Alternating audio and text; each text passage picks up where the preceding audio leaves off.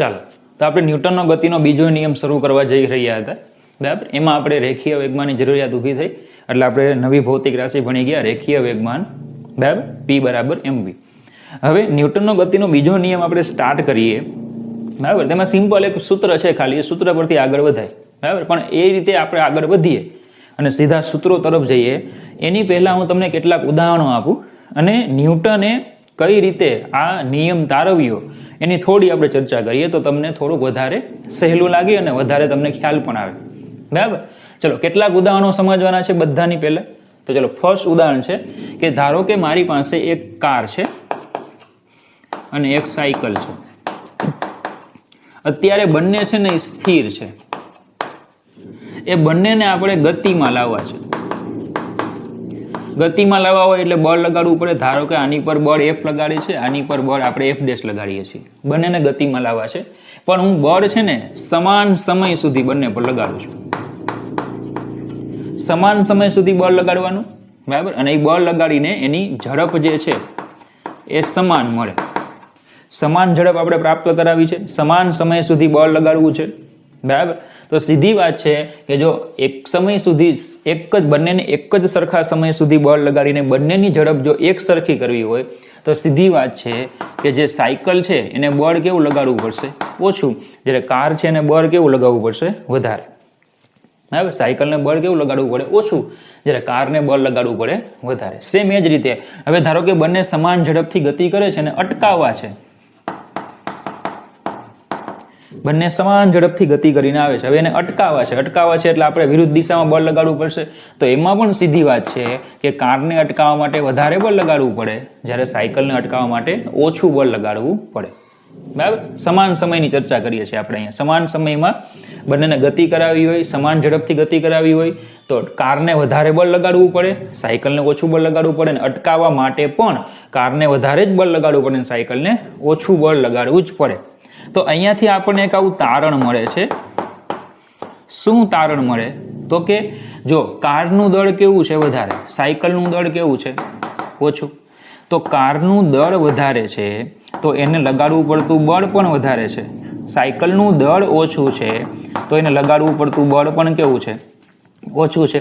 અને આ બંને કિસ્સામાં સમયગાળો અને વેગ એ બંને કેવા છે? સમાન.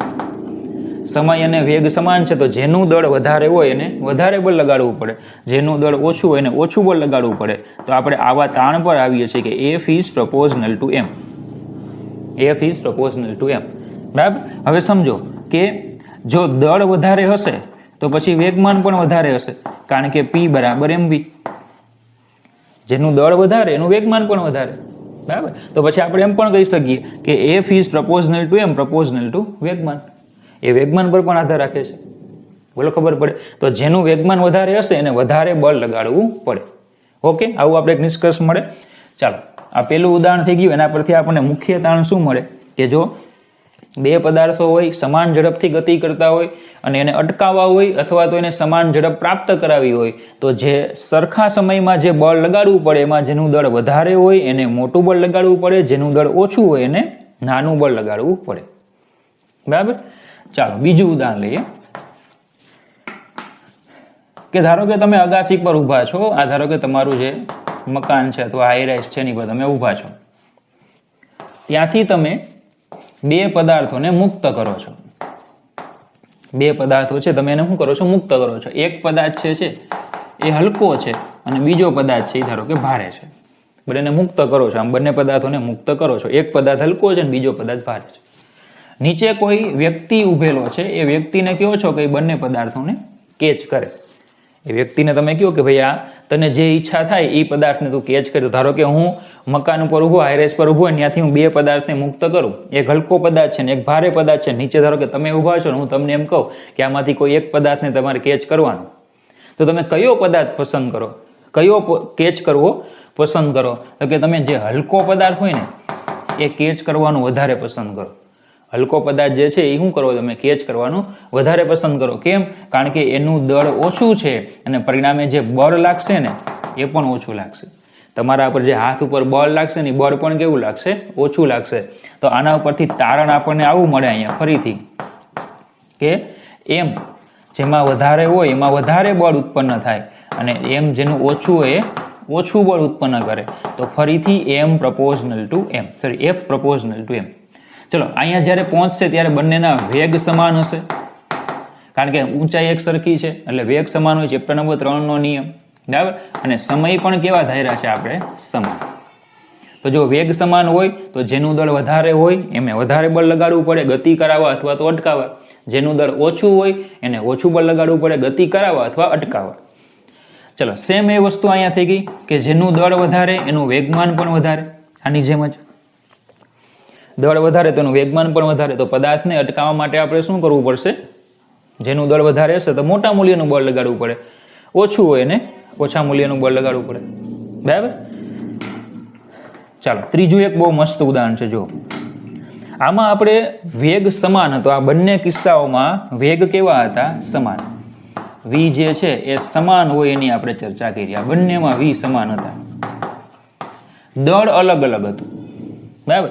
હવે આપણે એક એવી ચર્ચા કરીએ કે જેમાં દળ છે એ સમાન હોય પણ વી અલગ હોય, બરાબર. એવી ચર્ચા કરીએ કે જેમાં દળ સમાન હોય પણ વી કેવા હોય? અલગ હોય, બરાબર. સમજો દાખલા તરીકે ધારો કે એક બંદૂક લઈએ આપણે, એક વ્યક્તિ લઈએ. બંદૂકની ગોળી જે છે એ બંદૂકમાંથી છોડીએ, બંદૂકની ગોળી છે એ બંદૂકમાંથી છોડીએ અને વ્યક્તિને મારીએ. તો સીધી વાત છે કે એના જે, બરાબર, જે ત્વચા છે એમાં સરળતાથી છિદ્ર કરી શકે. અરે છિદ્ર શું, વ્યક્તિને મારી પણ શકે, બોલો ખબર પડે. પણ એ જ ગોળી બરાબર તમે હાથથી ઘા કરો, એ જ વ્યક્તિ અને એ જ ગોળી પણ તમે હાથથી ઘા કરો, જો હાથથી ઘા કરો તો એ વ્યક્તિને કશું થવાનું નથી, બોલો ખબર પડે, બરાબર. તો આ બંને કિસ્સામાં શું છે? બંનેમાં બંદૂકની ગોળી તો એની જ, પણ આમાં વેગ કેવો હશે? વધારે. જ્યારે આમાં વેગ કેવો હશે? ઓછો. વેગ વધારે છે તો આને છિદ્ર સરળતાથી કરી શકે, આના શરીરમાં છિદ્ર સરળતાથી થાય, જ્યારે આમાં છિદ્ર સરળતાથી થતું નથી. તો વેગ વધારે હોય તો એ શરીર પર મોટું બળ લગાડી શકે, વેગ ઓછો હોય તો કેવું બળ લગાડે? ઓછું. તો અહીંયાથી આપણને તારણ શું મળે? તો કે તારણ આપણને એવું મળશે કે જેનો વેગ વધારે એ મોટું બળ ઉત્પન્ન કરી શકે. દળ સમાન હોય તો જેનો વેગ વધારે હોય મોટું બળ ઉત્પન્ન કરી શકે, જેનો વેગ ઓછો હોય તે ઓછું બળ ઉત્પન્ન કરી શકે, બોલો ખબર પડે, બરાબર. હવે સમજો કે પદાર્થ પેલા ગોળી પેલા સ્થિર હોય તો વેગ 0, તો પછી એનું વેગમાન પણ કેવું થાય? 0. અને અંતમાં વેગ v હોય, બરાબર, તો એનું વેગમાન ધારો કે p હોય, તો વેગમાનનો ફેરફાર એટલે અંતિમ માઇનસ પ્રારંભિક, અંતિમ માઇનસ પ્રારંભિક. તો વેગમાનનો ફેરફાર એટલે શું થઈ ગયું? અંતિમ વેગમાન. કારણ કે પ્રારંભિક 0 છે તો વેગમાનનો ફેરફાર એટલે અંતિમ વેગમાન. અને વેગમાન એટલે mv, વેગમાન એટલે એનું દળ અને અંતમાં વેગ એનો v, તો mv. તો જો જેનો વેગ વધારે એનું બળ વધારે ઉત્પન્ન કરે. તો ચલો આપણે આવું લખી શકીએ કે જેનો વેગ વધારે, બરાબર, એ મોટું બળ ઉત્પન્ન કરે. અને વેગ વધારે હશે તો વેગમાનનો ફેરફાર પણ કેવો હશે? વધારે. વેગ વધારે હશે તો શું વધારે હશે? વેગમાનનો ફેરફાર પણ વધારે હશે, બરાબર. તો આપણે એવું કહી શકીએ કે આપેલ સમયમાં વેગમાનનો મોટો ફેરફાર, શું કહે છે? આપેલ સમયમાં વેગમાનમાં વધારે ફેરફાર ઉત્પન્ન કરવા, વેગમાનમાં આપેલ સમયમાં વેગમાનમાં વધારે મોટો ફેરફાર ઉત્પન્ન કરવા માટે મોટા મૂલ્યના બળની જરૂર પડે છે. આપેલ સમયમાં વેગમાનમાં વધારે ફેરફાર ઉત્પન્ન કરવા માટે વધારે મોટા મૂલ્યના બળની જરૂર પડે છે. ચલો એનો મતલબ કે F is proportional to delta P. F is proportional to delta P. આપેલ સમયમાં વેગમાનમાં વધારે મોટો ફેરફાર ઉત્પન્ન કરવા માટે વધારે મોટા મૂલ્યના બળની જરૂર પડે. હવે ફેરફાર તમે લઈ શકો, કારણ કે આ બધા કિસ્સામાં પ્રારંભમાં પદાર્થ સ્થિર હતો એટલે પ્રારંભમાં વેગમાન 0 હતું, એટલે અંતમાં અંતિમ એ જ ફેરફાર થાય, બરાબર. પ્રારંભમાં વેગમાન 0 હતું. ધારો કે આ બધા પદાર્થોમાં કોઈ પ્રારંભમાં ગતિ કરતો હોત તો પછી આપણે વ્યાપક રીતે શું લેવાનું? ફેરફાર, અંતિમ જે છે એ શું કરવાનું, પ્રારંભમાંથી બાદ કરવાનું, બરાબર. તો F is proportional to delta T, sorry માફ કરજો, F is proportional to delta P એ આપણને આ 3 ઉદાહરણોમાંથી ખબર પડે. હવે આ બધા ઉદાહરણોમાં મેં સમય સમાન લીધો છે.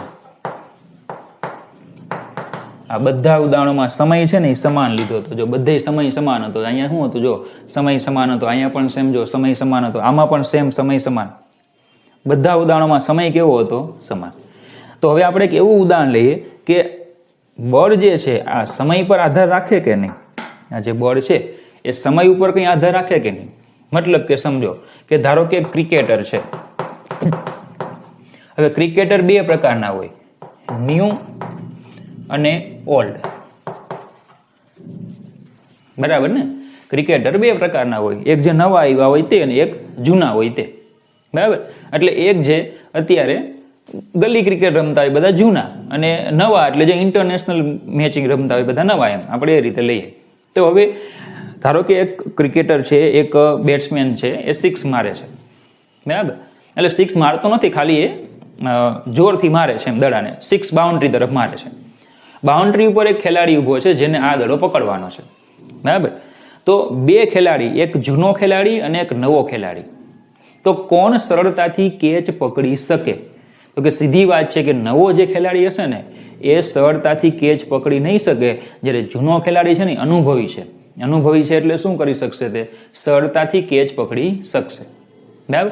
હવે કેમ એવું, તો કે એ શું કરશે, એ જે નવો ખેલાડી છે ને, બરાબર, માફ કરજો, જૂનો જે વ્યક્તિ છે ને, જૂનો ક્રિકેટર, એ શું કરશે, તો કે એ જે કેચ આવતો હશે ને તો કેચ પકડશે ને પછી એના હાથને પાછળ લઈ જશે. એટલે દડો અહીંયા સંપર્કમાં આવી ગયો હોય, સંપર્કમાં આવી ગયો હોવા છતાં શું કરશે, એના હાથને પાછળ લઈ જશે. એટલે ટાઈમ કેવો થાય, સંપર્કનો સમય વધશે. જે સમયગાળો છે સંપર્ક સાથેનો કેવો થાય, વધી જશે, બરાબર. અને પરિણામે એના હાથને નુકસાન થશે નહીં. જ્યારે જે નવો ક્રિકેટર છે શું કરશે, એ ફૂલ ફોર્મમાં હોય એટલે દડો આવે તો અહીંયા જ પકડી જ લેવાનો. સીધો પકડવા જશે એટલે સંપર્કનો સમય કેવો થઈ ગયો, ઘટી ગયો. સંપર્ક સમય ઓછો થશે અને પરિણામે એની પર હાથમાં શું લાગશે, જોરથી બળ લાગશે, અને એવું પણ બને કે હાથ તૂટી પણ જાય. કારણ કે તમને ખ્યાલ છે કે બોલ કેવો હોય છે, સિઝનનો દડો હોય છે, બરાબર. તો બંનેમાં ફરક શું આવ્યો, આ બંને ઉદાહરણમાં આપણને ફરક શું મળે કે બળ માત્ર વેગમાનના ફેરફાર પર આધારિત નથી. શું ખબર પડી આમાં? ચલો પહેલા તો આટલો તમને ખ્યાલ આવી ગયો કે આમાં તારણ આપણને શું મળશે આમાં, કે બળ જે છે, બરાબર, એ જો સમયગાળો જો ઓછો હશે તો બળની અસરકારકતા વધી જશે, અને સમયગાળો જો વધારે હશે તો બળની અસરકારકતા કેવી હશે, ઓછી. મતલબ કે બળ ઇઝ પ્રપોઝનલ ટુ 1/Δt. બળ એ સમયના વ્યસ્ત પ્રમાણમાં છે, બરાબર. ચલો બંને કિસ્સાઓમાં દળ સમાન, વેગ સમાન. દળ અને વેગ સમાન એટલે કે વેગમાન કેવું આમાં સમાન. તો અહીંયા શું હતું, ડેલ્ટા ટી સમાન હતું આ બધામાં, જ્યારે આમાં શું સમાન છે, ડેલ્ટા પી. તો જો સમયગાળો સમાન હોય તો વેગમાનનો ફેરફાર મોટો, એમાં મોટું બળ લગાડવું પડે, અને જો વેગમાનનો ફેરફાર સમાન હોય તો સમય જેમાં મોટો હશે એમાં બળ કેવું હશે, ઓછું. તો શું ખબર પડે કે જે આ બળ છે એ બળ માત્ર વેગમાનના ફેરફાર પર આધારિત નથી, પણ એ ફેરફાર કેટલી ઝડપથી કરવામાં આવે છે તેના ઉપર પણ આધાર રાખે છે. બોલજો, ખબર પડે? બળ એ વેગમાનના ફેરફાર પર, માત્ર વેગમાનના ફેરફાર પર આધારિત નથી. આપણે આવું લખી શકીએ કે બળ માત્ર વેગમાનના ફેરફાર પર આધારિત નથી, તે ફેરફાર કેટલી ઝડપથી કરવામાં આવે છે તેના પર પણ આધાર રાખે છે, બરાબર.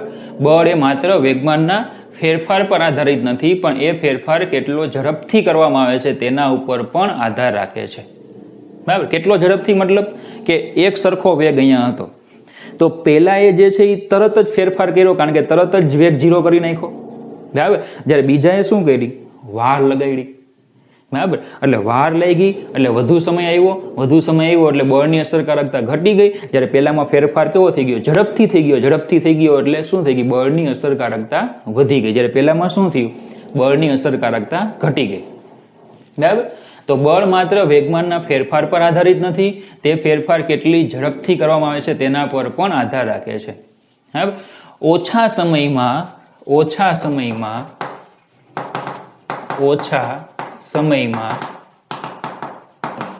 વેગમાનનો મોટો ફેરફાર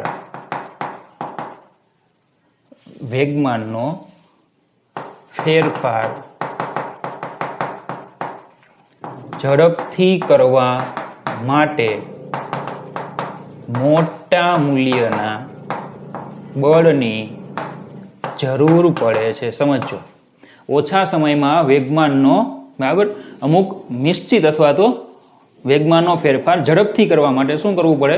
મોટા મૂલ્યના બળની જરૂર પડે છે. બરાબર, ઓછા સમયમાં વેગમાનનો ફેરફાર ઝડપથી અથવા તો વેગમાનનો નિશ્ચિત ફેરફાર કરવા માટે, એવું રાખીએ, વેગમાનનો નિશ્ચિત ફેરફાર કરવા માટે મોટા મૂલ્યના બળની જરૂર પડે છે. તો ફાઇનલી આપણે લખી શકીએ F is proportional to 1/Δt. F is proportional to 1/Δt. બરાબર, તો આ બંનેને આપણે જો ભેગા કરીએ, F is proportional to Δp અને F is proportional to 1/Δt, F is proportional to Δp અને બીજું F is proportional to 1/Δt, તો સૂત્ર મળશે F is proportional to Δp/Δt. F is proportional to Δp/Δt. બોલો, ખબર પડે? બરાબર, તો બળ એ વેગમાનના ફેરફારના સમય દર પર આધાર રાખે છે. વેગમાનના ફેરફારનો સમય દર, આને શું કહેવાય? વેગમાનના ફેરફારનો સમય દર. તો જેમાં આ દર મોટો હશે એમાં બળ પણ કેવું લાગશે? મોટું. જેમાં આ દર મોટો હશે, વેગમાનના ફેરફારનો સમય દર મોટો, એમાં બળ પણ કેવું લાગે? મોટું. બરાબર, ખબર પડી આટલી? ચાલો બીજું એક ઉદાહરણ લઈએ. ચલો, આ 4 ઉદાહરણ લીધા આપણે. 5મું ઉદાહરણ લઈએ કે ધારો કે મારી પાસે ફરીથી એક સાયકલ છે ને એક ટ્રક છે. એક સાયકલ છે ને એક ટ્રક છે. બંને અત્યારે સ્થિર છે. બંને કેવા છે? અત્યારે સ્થિર. બંને ઉપર એક સરખું બળ લગાડવાનું, સરખા સમય માટે બળ લગાડવાનું. તો ચલો, સાયકલનું દળ કેવું છે? ઓછું. ટ્રકનું દળ છે વધારે. તો એક સરખું બળ અને સરખા સમય માટે બળ લગાડું તો આનો વેગ સાયકલનો વધારે હશે, જ્યારે ટ્રકનો કેવો હશે? ઓછો. સરખા સમય માટે બળ લગાડીએ તો જેનું દળ ઓછું હશે, સીધી વાત છે કે એનો વેગ વધારે હશે, જ્યારે જેનું દળ વધારે હશે એનો વેગ કેવો હશે? ઓછો. તો એનો મતલબ કે M is proportional to 1/V. M proportional to 1/V. તો MV equal to અચળ, MV equal to અચળ અને MV એટલે P, તો વેગમાન કેવું? અચળ. બોલો, ખબર પડે? વેગમાન કેવું રહેશે? આમાં અચળ રહેશે. તો એમ કહેવાય કે આમ જુદા જુદા પદાર્થોમાં શું છે? જુદા જુદા પદાર્થમાં સમાન બળ સમાન સમયમાં વેગમાનનો એક સરખો ફેરફાર ઉત્પન્ન કરે છે. આમ જુદા જુદા પદાર્થોમાં સમાન સમયમાં સમાન બળ વેગમાનનો એક સરખો ફેરફાર ઉત્પન્ન કરે છે. જો આખું અલગ પ્રકારનું ઉદાહરણ છે કે જો બળ પણ સમાન હોય, સમય પણ સમાન હોય, પણ પદાર્થ જુદા જુદા હોય. બળ સમાન છે, સમય સમાન છે, પણ પદાર્થ કેવા છે? જુદા જુદા છે. તો એમાં વેગમાન તો અચળ જ રહેશે. બરાબર, પદાર્થ ગમે તેવા હોય, ગમે તેટલા પદાર્થો હોય, પણ એ બધા પદાર્થો પર સમાન સમય માટે સરખું બળ લગાડો ને તો વેગમાન તો અચળ જ રહે. કારણ કે શું? જેનું દળ ઓછું હશે એનો વેગ વધારે હશે, જેનું દળ વધારે હશે એનો વેગ ઓછો હશે, તો વેગમાન કેવું હશે? સમાન. તો યાદ રાખવાનું કે જુદા જુદા પદાર્થમાં સમાન સમયમાં સમાન બળ વેગમાનનો સમાન ફેરફાર ઉત્પન્ન કરે છે. બોલો, ખબર પડી ગઈ? બરાબર. તો ચલો, એક તો આપણે આ પરિણામ મળ્યું, F is proportional to delta P by delta T. અને બીજું કે જો અહીંયાથી પણ ખબર પડે, જો બળ સમાન હશે, સમય સમાન હશે, તો વેગમાનનો ફેરફાર કેવો હશે? સમાન જ હશે. બોલો, ખબર પડી? બરાબર. ચાલો, એક લાસ્ટ ઉદાહરણ લઈએ એટલે આપણને ન્યૂટનનો નિયમ કમ્પ્લીટલી પૂરો થાય અહીંયા. કારણ કે આ જે સૂત્ર છે અહીંયા, F is proportional to delta P by delta T, આ ન્યૂટનનો બીજો નિયમ છે. પણ એક થોડીક આમાં ખામી એ છે કે આપણે આખી થિયરીમાં દિશાની કોઈ ચર્ચા નથી કરી. વેગમાન p બરાબર mv કઈ રાશિ છે? સદિશ. વેગમાન જે છે એ કઈ રાશિ છે? સદિશ રાશિ છે. તો વેગમાનનો ફેરફાર પણ સદિશ રાશિ હોય. તો આપણે આટલા ઉદાહરણો જે ભણ્યા 5, એમાં દિશાની ચર્ચા કરી નથી. હવે સમજો, પહેલા તો તમને એટલો ખ્યાલ હોવો જોઈએ કે વેગમાન કઈ દિશામાં હોય? વેગની દિશામાં હોય. અને વેગ કઈ દિશામાં હોય? ગતિની દિશામાં દોરેલા સ્પર્શકની દિશામાં. ચેપ્ટર 4 તમને યાદ હોય, ચેપ્ટર 3 યાદ હોય. બરાબર. વેગમાન કઈ દિશામાં હોય? વેગની દિશામાં. ને વેગ કઈ દિશામાં હોય? ગતિની દિશામાં દોરેલા સ્પર્શકની દિશામાં. બોલો, ખબર પડે? બરાબર. ચાલો, તો વેગમાન સદિશ રાશિ છે, તો આપણે અહીંયા એ પણ ચર્ચા કરવી જોઈએ કે જો સદિશમાં ફેરફાર થાય તો બળ લગાડવું પડે કે નહીં? એમ વેગમાનનું માત્ર સદિશ બદલાતો હોય. દાખલા તરીકે સમજો કે નિયમિત વર્તુળમાં ગતિ થાય છે. ધારો કે એક પદાર્થને આપણે પકડીને સમક્ષિતિજ સમતલમાં વર્તુળાકાર ફેરવીએ છીએ. પદાર્થ જે છે એ બરાબર ફરતો નથી, ફરી પાછો ફેરવીએ આપણે એને.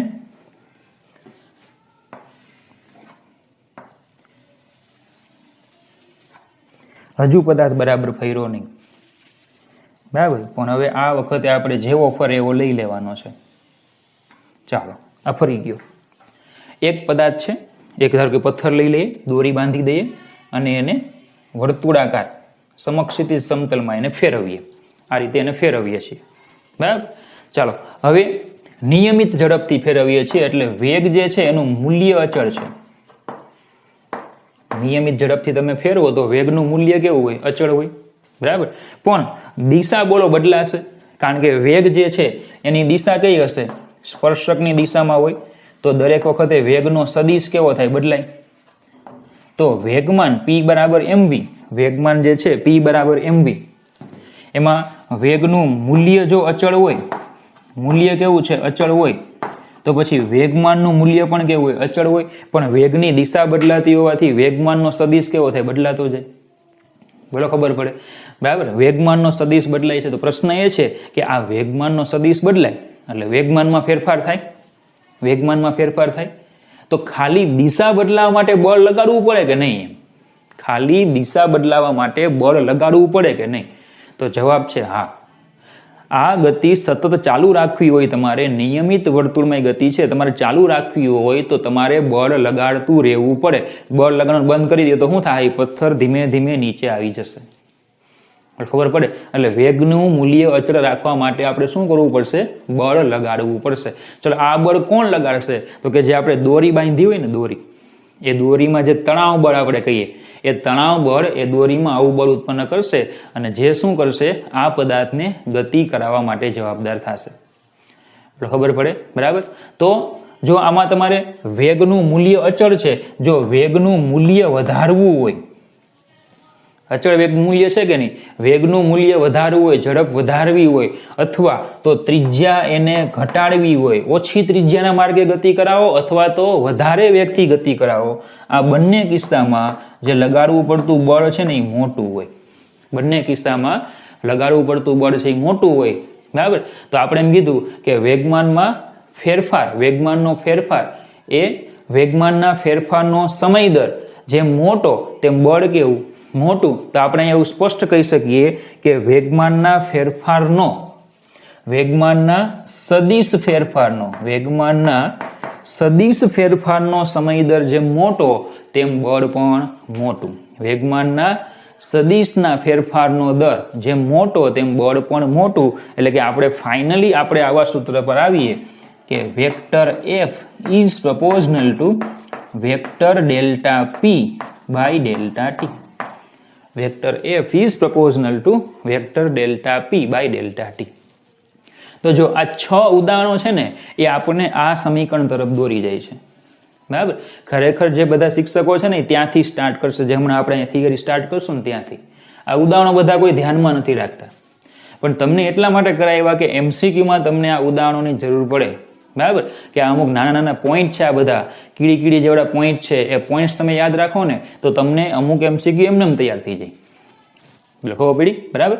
ચલો, તો આટલું ક્લિયર થાય. ચલો, છતાં હજી કોઈ પણ ઉદાહરણમાં કંઈ પણ ડાઉટ્સ હોય, બરાબર, તો તમારે ધ્યાનથી મને કહેજો. બીજું કે આજે બોર્ડ વર્ક આખું કર્યું ને, આ બોર્ડ વર્ક જે છે ને એ તમે તમારી નોટમાં ખાલી સમજૂતી માટે પણ લખી નાખજો. ખાલી સમજૂતી માટે આખું બોર્ડ વર્ક લખજો. બાકી તમને જે પરીક્ષામાં પ્રશ્નો આમાંથી જે પૂછાવાના છે એ તો તમને પેમ્પલેટમાં હું આપીશ. બોલો, ખબર પડી આટલી? તો ચલો, આશા રાખું 6 ઉદાહરણો છે ને તમને કમ્પ્લીટલી ખ્યાલ આવ્યો હશે. જો કોઈ પણ પ્રશ્ન હોય આ ઉદાહરણોમાં, તમે જ્યારે વિડીયો જોતા હોય ત્યારે તમને કંઈ પણ પ્રશ્ન ઉત્પન્ન થાય તો એ નોટ્સમાં નોટ ડાઉન કરી દો અને મને વોટ્સઅપમાં મેસેજ કરજો. ઓકે, એનો તમને યોગ્ય જવાબ હું આપીશ. ચલો, ખબર પડી આટલી? ઓકે, ચાલો, પ્રશ્ન છે ન્યૂટનનો ગતિનો બીજો નિયમ સમજાવો. તો હમણાં આપણે 6 ઉદાહરણો ભણ્યા અને એ 6 ઉદાહરણો ઉપરથી આપણે આવું નિયમ લાવ્યા કે vector F is proportional to vector delta P by delta T. તો આ સૂત્રને ન્યૂટનનો ગતિનો બીજો નિયમ કહે છે. એનું વિધાન તમે આવું લખી શકો કે પદાર્થના વેગમાનના ફેરફારનો સમય દર એ તેના પર લાગતા પરિણામી બાહ્ય બળ જેટલો અને દેહ બળની દિશામાં હોય છે. પદાર્થના વેગમાનના ફેરફારનો સમય દર એ તેના પર લાગતા પરિણામી બાહ્ય બળ જેટલો હોય અને તેની દિશામાં, એટલે ટૂંકમાં જે દિશામાં બળ લાગે એ દિશામાં વેગમાનનો ફેરફાર થાય. બરાબર? તો F is proportional to delta P by delta T. હવે જો પદાર્થનું દળ m હોય, એનો વેગ v હોય, તો એનું વેગમાન p બરાબર m વેક્ટર v લખાય. તો અહીંયા વેગમાનમાં ફેરફાર, તો દળ તો અચળ હોય તો પછી વેગનો ફેરફાર. જો વેગમાં ફેરફાર થાય તો ક્યાં ફેરફાર થાય? વેગમાનમાં. તો આ સૂત્ર જે છે એને આપણે આમ પણ લખી શકીએ કે જો ચલન જાય તો અચળાંક આવે, જો એને હું k કહી દઉં તો k delta p by delta T, તો k m delta vector v by delta T. ચલો, ડેલ્ટા એટલે મોટો ફેરફાર, એટલે આ બળને સરેરાશ બળ કહેવાય. ડેલ્ટા કેવો ફેરફાર? મોટો ફેરફાર, એટલે બળને શું કહેવાય? સરેરાશ બળ કહેવાય. પણ જો આ જ સૂત્રમાં આપણે limit delta T tends to 0 લઈ લઈએ કે વેગમાનના ફેરફાર જે છે, વેગમાનનો ફેરફાર એ કરવા માટેનો સમયગાળો આપણે શૂન્યવત નાનો લઈ લઈએ, તો પછી આપણને શું મળે? તત્કાલીન બળ vector F equal to K તો અચળાંક limit delta T tends to 0 delta vector P by delta T. તો ચલો, આને લખી શકાશે વેક્ટર એફ ઇક્વલ ટુ કે. બોલો, આને આપણે લખીએ સૂક્ષ્મ ફેરફારોનો ગુણોત્તર એટલે વિકલન. તો કે વેક્ટર ડીપી બાય ડીટી. ખબર પડે? તો એફ ઇક્વલ ટુ કે વેક્ટર ડીપી બાય ડીટી. તો આ થઈ ગયું તત્કાલીન બળ. કયું બળ થઈ ગયું? આ તત્કાલીન. બરાબર? ચલો, હવે પી બરાબર mv. તો અહીંયા p ની જગ્યાએ mv મૂકી દઈએ તો vector f equal to K D P by D T of m vector v. હવે આને બે રીતે લખાય. એક આ રીતે તમે લખી શકો કે જો દળ અચળ હોય તો એને બહાર લઈ લો, તો વેક્ટર dv બાય dt, તો f equal to K m vector a. dv by dt એટલે પ્રવેગ. અથવા જો દળ અચળ ન હોય તો vector f equal to K તો અચળ છે, જો દળ અચળ ન હોય તો પછી ગુણાકારના નિયમનો ઉપયોગ કરવો પડે. બરાબર? વિકલન માટે ગુણાકારનો નિયમ તમને ખ્યાલ હશે કે પહેલું પદ એમ જ બીજાનું વિકલન પ્લસ બીજું પદ એમ જ પહેલાનું વિકલન. જો દળ અચળ ન હોય તો આમાં દળ અચળ અને આમાં દળ ચલ, તો પછી આ બની જશે f equal to K M A plus K vector V dm by dt. તો જો દળ અચળ ન હોય તો આ રીતે નિયમ એપ્લાય થાય, એ પણ ન્યૂટનનો બીજો નિયમ. અને જો દળ અચળ હોય તો કે એમ વેક્ટર એ, એ પણ ન્યૂટનનો બીજો નિયમ. બોલો, ખબર પડે? બરાબર? ચાલો, બીજું કે દળ અચળ ક્યારે ન હોય? દાખલા તરીકે કોઈ રોકેટ છે એ અવકાશમાં ગતિ કરે, રોકેટ જે છે એ અવકાશમાં ગતિ કરે, એટલે કે પૃથ્વીથી સપાટીથી ઉપર જ્યારે એ ગતિ કરશે ત્યારે પેટ્રોલ અથવા તો એમ કહીએ કે એનું જે બણતણ છે એ બણતણ શું થાય? ઘટે. એટલે દળ કેવું થાય? બદલાય. તો એ ચલ દળનો કિસ્સો છે. બરાબર. ચલો, બેઝિકલી આપણે બોર્ડ હોય તો બોર્ડના સિલેબસમાં તો આવું જ હશે. આ તમારે નીટ કે જી, બરાબર, એમાં તમને આવું ચલ દળના કિસ્સાઓ છે. આપણા જે આપણો સિલેબસ છે એમાં દળ જે છે હંમેશા કેવું હશે? અચળ હશે. લખવો પડે. ચાલો, હવે પ્રાયોગિક રીતે k બરાબર 1 આવે છે. જે અચળાંક છે એ પ્રાયોગિક રીતે કેટલો આવે? 1. મતલબ કે તમે 1 કિલોગ્રામ દળનો પદાર્થ લ્યો, એમાં 1 મીટર પર સેકન્ડ સ્ક્વેર જેટલો પ્રવેગ, એટલે ટૂંકમાં તમે 1 કિલોગ્રામ દળનો પદાર્થ લ્યો, એની પર કંઈક જાણીતા મૂલ્યનું બળ લગાડો તો પ્રવેગ તમને મળી જાય. તો એ બધી કિંમત મૂકો ને તો k ની કિંમત કેટલી આવે? 1. તો જો k 1 હોય તો પછી સરેરાશ બળ F ઇક્વલ ટુ આ જે છે F ઇક્વલ ટુ શું લખાશે? Vector delta P by delta T. આ સરેરાશ બળ. તત્કાલીન બળ F equal to vector dP by dt. F equal to અહીંયા વેક્ટર dP બાય dt. જો અહીંયા મૂકો તો F બરાબર ma. તો અહીંયા એવું લખી શકીએ કે બળ એ પદાર્થના દળ અને પ્રવેગનો ગુણાકાર છે. બળ એ શું છે? પદાર્થના દળ અને પ્રવેગનો ગુણાકાર. આ રીતે પણ તમે ન્યૂટનનો બીજો નિયમ લખી શકો. ચાલો, હવે લઈએ SI એકમ એનો. તો એક તો મહાન વૈજ્ઞાનિક ન્યૂટન, એની યાદમાં એનો SI એકમ ન્યૂટન લેવામાં આવે. અથવા તો ચલો અહીંયાથી લઈએ તો દળનો એકમ કિલોગ્રામ, પ્રવેગનો એકમ મીટર સેકન્ડ -2. તો તમે એમ પણ કહી શકો કે 1 ન્યૂટન એટલે 1 કિલોગ્રામ મીટર સેકન્ડ -2. તો 1 ન્યૂટનને જો વ્યાખ્યાયિત કરવો હોય તો કઈ રીતે કરાય? તો જો આપણું સૂત્ર છે F બરાબર ma. એમાં આને જો આપણે 1 કિલોગ્રામ લઈ લઈએ, આ 1 મીટર સેકન્ડ -2 લઈ લઈએ તો આ 1 ન્યૂટન થાય. તો એમ કહેવાય કે 1 ન્યૂટન એટલે કેટલા? તો કે 1 કિલોગ્રામ દળના પદાર્થમાં 1 મીટર સેકન્ડ -2 પ્રવેગ ઉત્પન્ન કરતું બળ એ 1 ન્યૂટન બળ છે. 1 કિલોગ્રામ દળના પદાર્થમાં 1 મીટર સેકન્ડ -2 પ્રવેગ ઉત્પન્ન કરતું બળ 1 ન્યૂટન બળ કહેવાય. બરાબર. ચાલો, બીજું છે CGS એકમ.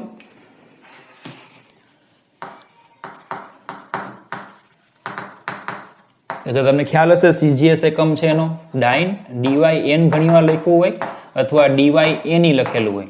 અને જો આ પ્રમાણે લઈએ તો કિલોગ્રામની જગ્યાએ ગ્રામ, સેમી, સેકન્ડ -2. બરાબર. તો SI અને CGS વચ્ચેનો સંબંધ પણ આપણે મેળવી લઈએ. જે પણ તમને ખ્યાલ હશે કે 1 ન્યૂટન એટલે કેટલા ડાઇન? તો 1 ન્યૂટન એટલે 1 કિલોગ્રામ મીટર સેકન્ડ -2.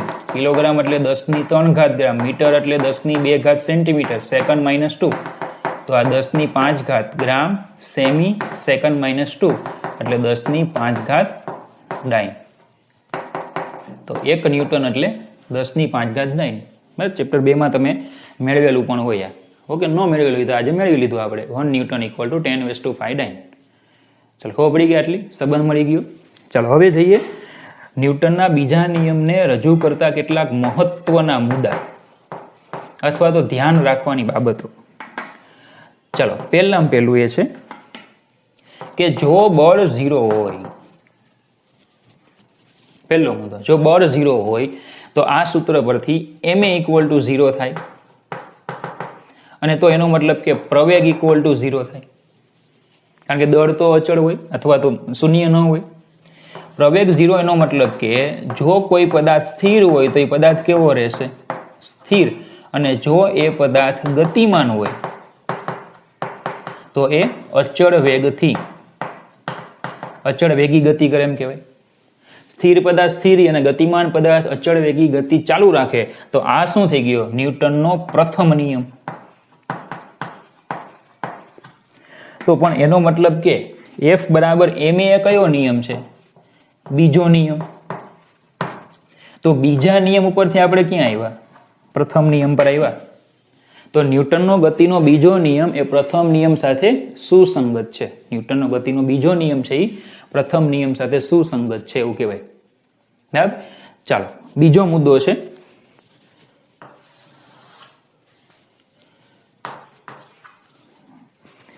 જોજો બરાબર ધ્યાન આપજો કે આપણે જે સૂત્ર લખ્યું હમણાં કે vector F equal to D P by D T, vector F equal to vector D P by D T અથવા તો એમ વેક્ટર એ, તો આ કેવું સૂત્ર છે? સદિશ.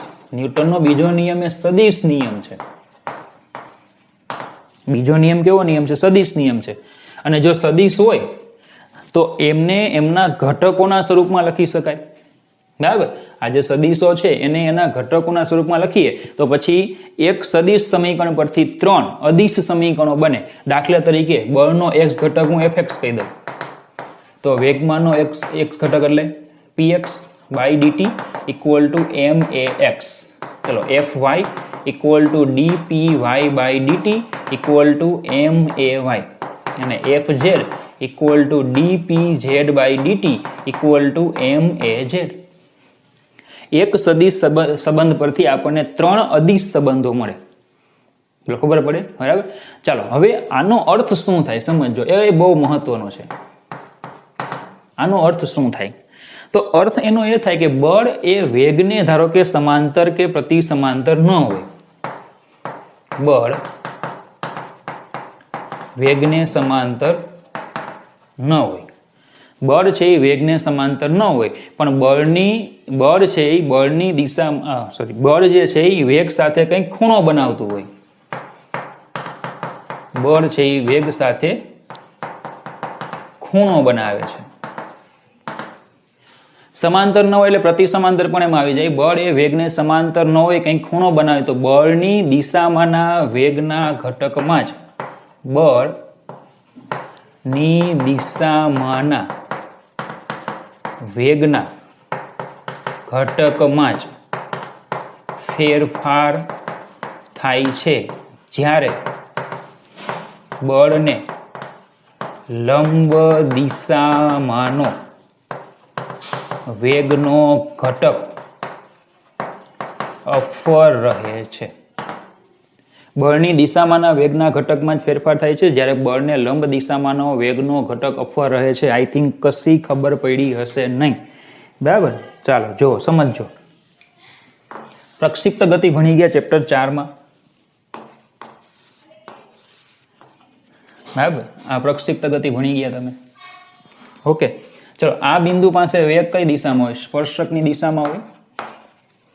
બોલો વેગના બે ઘટક પડે, આ x ઘટક અને આ y ઘટક. બરાબર, આમાં બળ ક્યાં લાગતું હોય? નીચે, જેને આપણે ગુરુત્વ પ્રયોગ કહીએ અથવા તો ગુરુત્વાકર્ષણ બળ નીચે તરફ લાગતું હોય.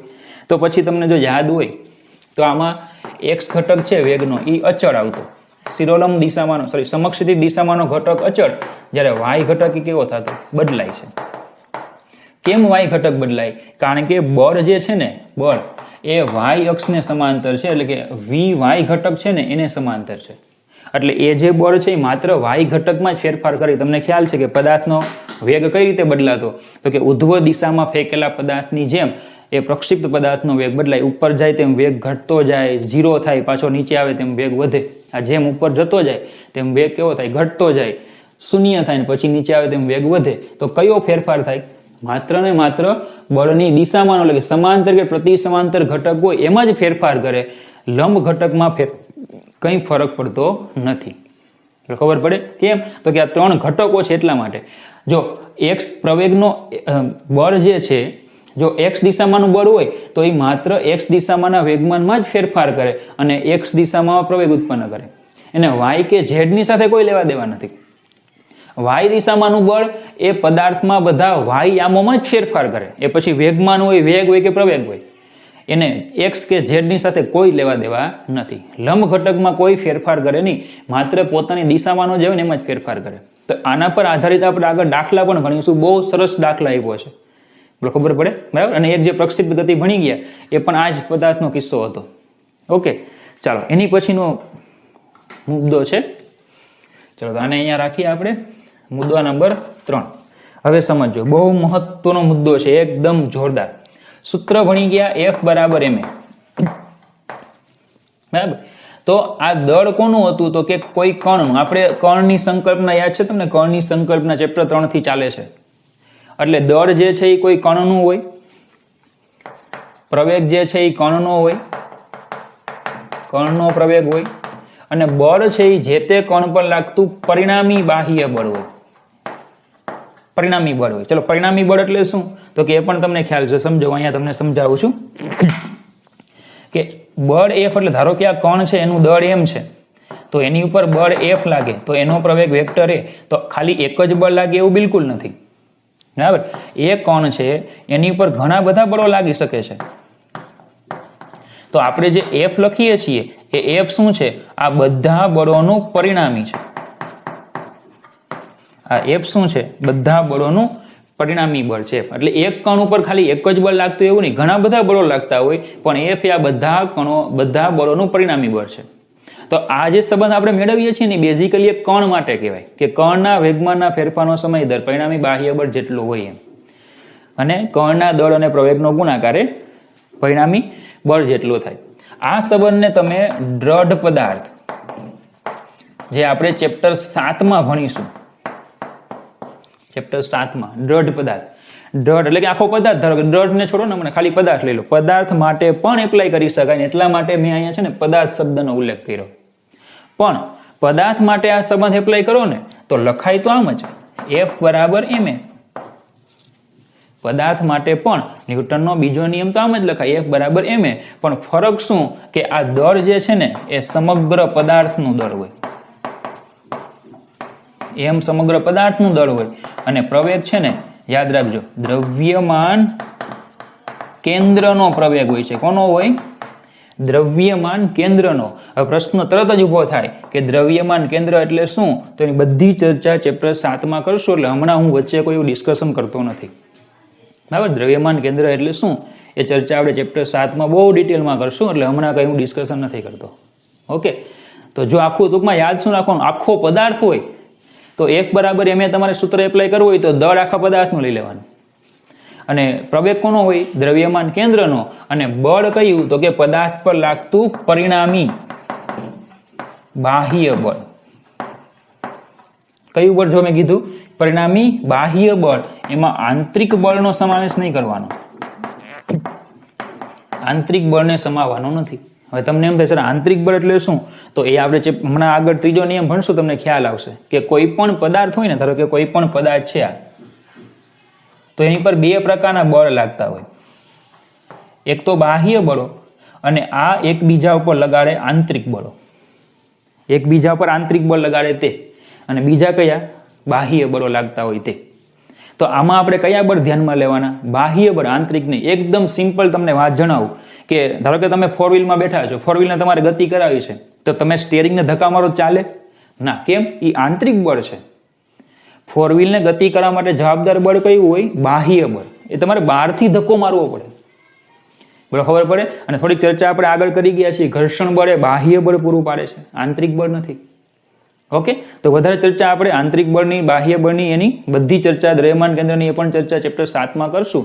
પણ આંતરિક બળોને ધ્યાનમાં લેવાના નહીં, કારણ કે જો ધ્યાનમાં લ્યો ને તો એ સમાન મૂલ્યના અને વિરુદ્ધ દિશામાંના હોય, એટલે પરિણામે 0 થઈ જાય. એ આપણે ન્યૂટનના ત્રીજા નિયમમાં ભણશું. તો હમણાં શું તમારે યાદ રાખવાનું કે F બરાબર ma સૂત્ર કણ માટે પણ લાગુ પડે, અને F બરાબર ma સૂત્ર દ્રઢ પદાર્થ માટે પણ લાગુ પડે. દ્રઢ પદાર્થ એટલે શું, દ્રવ્યમાન કેન્દ્ર એટલે શું, આંતરિક બળો શું, એ બધી ચર્ચા આપણે કરશું આગળ, બરાબર.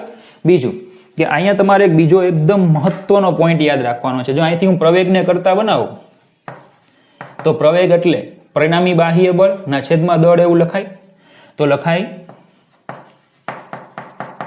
પરિણામી બળ છેદમાં કુલ દળ. આ પ્રવેગ કોનો? તો કે તંત્રનો પ્રવેગ. તો જો આ સૂત્ર છે ને એ તમારે ખાસ યાદ રાખવાનું છે, બરાબર, કે તંત્રનો પ્રવેગ. ઘણી વખત તમને તંત્ર આખું આપ્યું હોય, એમાં ઘણા બધા પદાર્થો હોય, તમને એમ પૂછે કે આ તંત્રનો પ્રવેગ ગોતો, તો તંત્રનો પ્રવેગ એટલે પરિણામી બળ એ તંત્ર પર જેટલા પણ બળો લાગતા હોય બધા બળોનું પરિણામી લઈ લેવાનું, સદિશ સરવાળો કરીને, છેદમાં કુલ દળ. હમણાં યાદ રાખી મૂકો કઈ રીતે એપ્લાય થાય, એ તમને દાખલામાં હું કરાવીશ. જ્યારે એપ્લાય કરશું ત્યારે તમને હું કહીશ કે જો અહીંયા આવું હતું ને એટલે આવું સૂત્ર લીધું. પણ તંત્રનો પ્રવેગ એટલે પરિણામી બળ છેદમાં કુલ દળ. તો નોટમાં હાસ્યમાં ઉપર લખી રાખવાનું, તંત્રનો પ્રવેગ એટલે પરિણામી બળ છેદમાં કુલ દળ. બોલો તો ત્રીજો મુદ્દો ક્લિયર થઈ ગયો. ઓકે, ચાલો ચોથા મુદ્દા તરફ જઈએ. પણ ચલો પહેલા આટલો ખ્યાલ આવી ગયો તમને, ન્યૂટનનો ગતિનો બીજો નિયમ. બરાબર, આટલા મુદ્દાઓ એમાં ખાસ, ખાલી બીજો નિયમ સમજાવે એટલું પૂછાય તો અહીંયા સુધીના મુદ્દાઓ આવે, અને મહત્વના મુદ્દાઓ પણ સાથે પૂછાય. તો 4 મુદ્દા છે, આપણે 3 સુધી પૂરા થયા. ઓકે, ચલો હવે લઈએ આપણે ચોથો મુદ્દો. ચાલો ચોથો મુદ્દો છે ગતિનો બીજો નિયમ એક સ્થાનિક સંબંધ છે. શું છે? સ્થાનિક સંબંધ.